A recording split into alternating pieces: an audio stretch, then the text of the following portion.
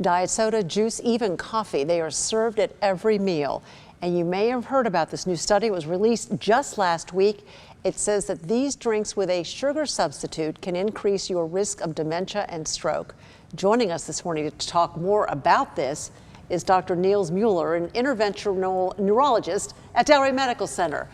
Thank you for having me. Nice to have you. We've always thought that these artificial sweeteners were godsends. Wow, we don't have to have sugar anymore. And now this. What's the connection between dementia and stroke and artificial sweetener?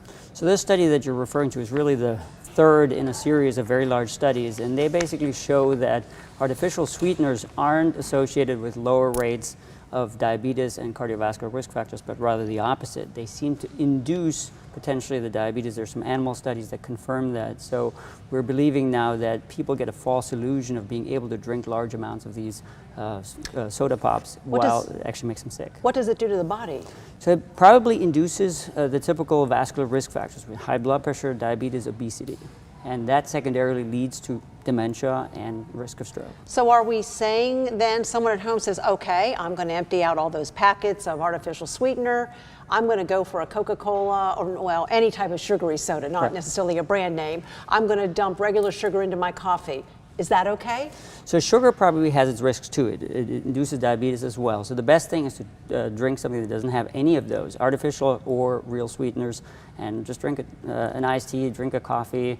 Coffee's actually been shown to be somewhat protective against the risk of dementia or stroke. So I think that's going to be helpful. Drink it straight. No artificial sweeteners, no sugar. In other With words, a lemon. You're saying both of them have their downsides. That it's best to stay away from everything with sugar or But the artificial sweeteners artificial. seem to be even worse than regular sugar. How about those stevia? I mean, those sweeteners that they say are natural derivatives? So these studies have been compiled over a number of decades. So we don't really have those answers because they're relatively new arrival, but we believe they're all doing the same thing because they change the bacteria in your gut.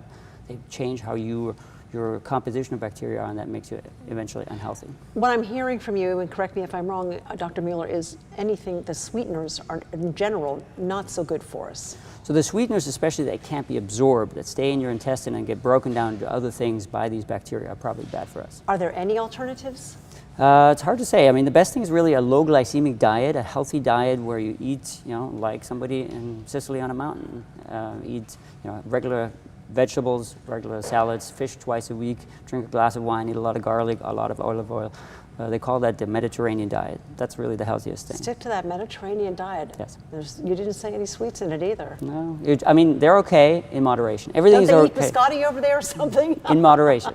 That's right, it's all in moderation. Yes. Lots of insight on this. Sugar in general, stay away from real or natural or artificial. Correct. All right, that's our lesson for Monday. Thank you very much. Thank you for having me.